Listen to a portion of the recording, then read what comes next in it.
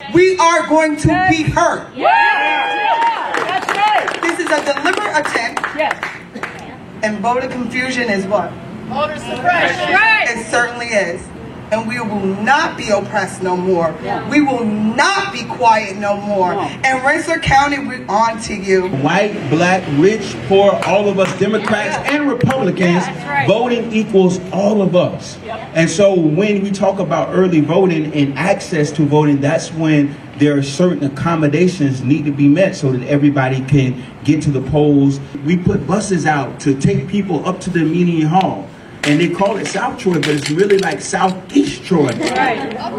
And the reason why we had to do that, because it wasn't accessible. And even with that, those buses, we still had people that had challenges. From where I live in Lansingburg, it takes 2 buses and almost a 10-minute walk to get there. That's not access. It takes about an hour to get there. If the site was Unity House, that would cut my time and effort more than half the way. More than half. And I'm someone running for city council. And I'm thinking about how accessible it is to vote in a primary election or to vote in the general election early. That's a problem. What is going on here?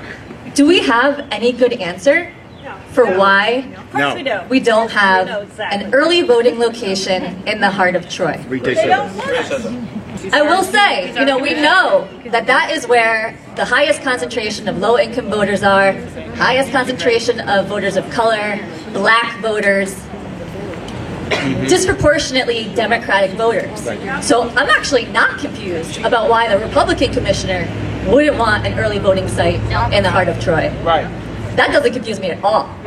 I'm not confused about why the Republican County Executive, Stephen McLaughlin, would not want that. That makes sense.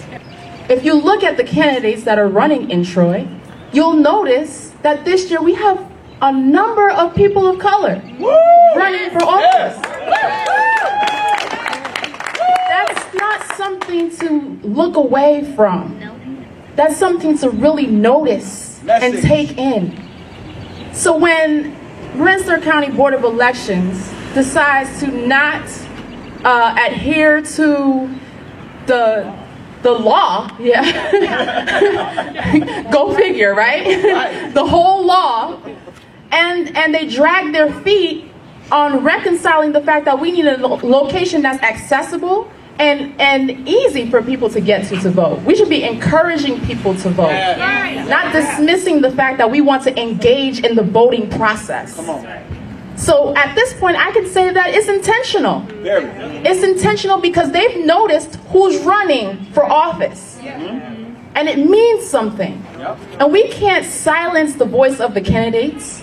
We need everybody in the city of Troy to be able to vote how they want to vote, so that voting process is fair. There are so many ways of being despicable. It quite makes one's head spin.